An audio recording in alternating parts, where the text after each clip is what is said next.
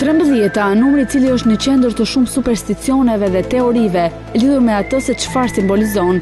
Disa njerëz e kanë simbol të gëzimit dhe të lumturisë, ndërsa për të tjerë simbolizon frikën.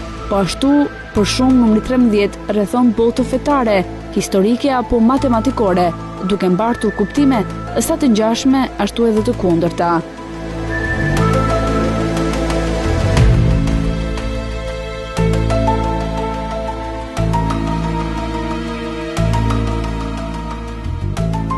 Kuptimi i fe. Në religionin e krishter, shifra 13 është një simbol i interpretimit të darkës së fundit, ku Jezusi kishte 12 apostuj të mbledhur rreth tij, e personi 13, Juda, i konsideruar si tradhtar. Kështu, shifra 13 u shoqërua me dhimbje dhe vuajtjet e Jezusit pas darkës me Judën.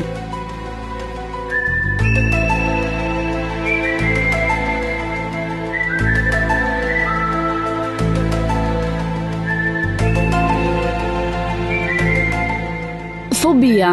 Në shekullin e 4 para Krishtit, Filipi II i Maqedonisë mendonte se në statujën e tij të shtonte edhe 12 zotat, por ai u ekzekutua menjëherë pas kësaj deklarate.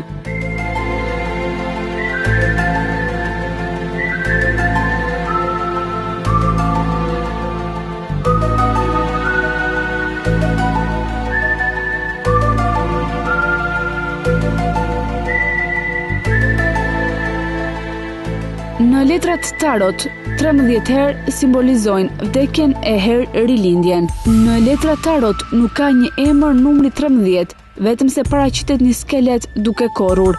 Disa në këtë numër e shohin vdekjen, ndërsa të tjerë rilindjen. 13 është më shumë se një burim i mos balancimit dhe bie në pjesën e kundërt të hynores dhe shënon një evolucion drejt vdekjes, përfundimin e një fuqie dhe të një arritje.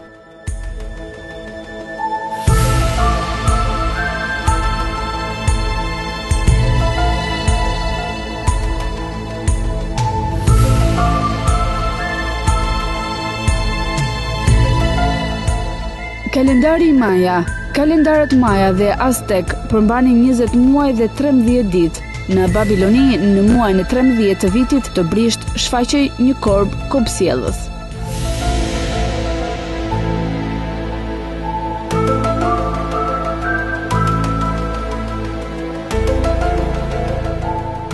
Numrat matematikor. Numri është i ndashëm me 2, 3, 4 ose 6, ndërsa 13 është i ndashëm me vetëm 1 ose vetëm nga vetë ai.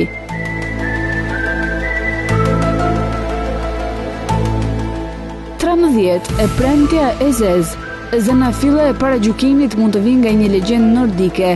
Të premten ishte emri i Frigas, perëndeshe dashurisë dhe pjellorisë. Kur nordikët dhe fiset gjermane u konvertuan në krishter, Friga është mallkuar dhe u dërguar në një mal duke u konsideruar si një shtrig.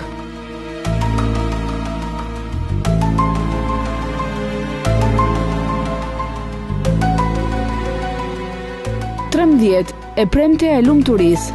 Dihet që në antikitet, e premtja ishte një ditë kushtuar perëndeshës së dashurisë, që ajo është quajtur Afrodit, Venus apo Frika.